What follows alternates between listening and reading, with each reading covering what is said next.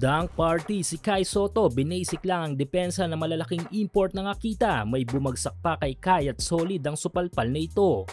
Koshiga Alpas versus Akita Northern Happinets. Mula sa talo sa second game nila nakaraan kontra sa Shimane ay gigil na makabawi ang kupunan ng Alpas kontra dito sa kupunan ng Akita.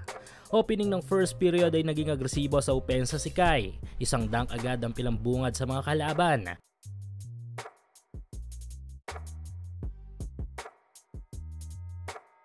Ngunit matapos noon ay bahagyang nauga ang depensa ng Alpas at dumami ang mga turnovers, dahilan kung bakit biglang angat ang kalamangan ng Akita. 6 minutes mark ay another dunk mula kay Kaiju. 5 minutes mark another offense mula kay Kai, bagsak ang Japanese player. 4 minutes mark nasagip ni Kai ang bolang ito mula kay Pick at naidala sa basket. Nagsisilbing finisher si Kai ng Alpas.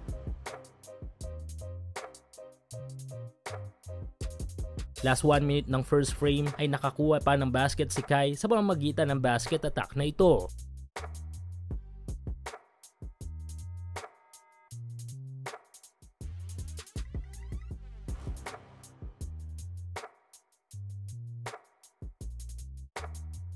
Naging mas mahirap para sa Alpas ang opensa nang inilabas sa game at ipahinga ang ating pambato, dahilan kung bakit sa Akita mapupunta ang kalamangan sa pagtatapos ng first quarter. 31-22. Down to 6 minutes ng second period nang ibalik sa game si Kai, kung saan ay siyam ang lamang ng Akita. Agad na nagambag ng opensa ang ating pambato sa pamamagitan ng ataking ito kontra sa big man import ng Akita. Binibasic lang ni Kaiju ang depensa ng import. Medyo hirap ang Alpas sa pagtawid ng bola dahil sa trap defense ng Akita. Dito kailangan ng Alpas ang Kawamura type of player. Under 3 minutes, mabangis na depensa mula kay Kaiju. Clear block ang inabot ng import na ito. Biglang bangon ang opensa ng Alpas sa mga huling 2 minuto ng second period. Baba sa 4 ang lamang ng Akita. Nakapagpahabol pa si Kai ng dunk sa mga huling segundo ng second frame. Ngunit sa Akita mapupunta ang kalamangan sa pagtatapos ng second quarter. 43-37, but impressive figures from Kai Sotto scoring 14 points.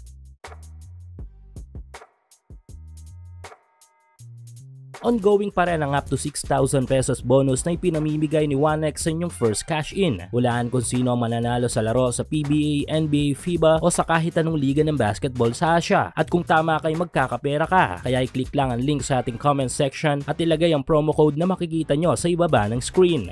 Third quarter na natiling malaki ang tulong ni Kaiju sa opensa at depensa ng Alpas, dahilan kung bakit under 3 minutes ng third period ay kuha na ng Alpas ang kalamangan. Unstoppable si Kaiju sa mga huling minuto ng third quarter. 6 na magkasunod-sunod na puntos, angat na sa 7 ang lamang ng Alpas. Magtatapos ang third quarter na tanga na ng Alpas ang kalamangan.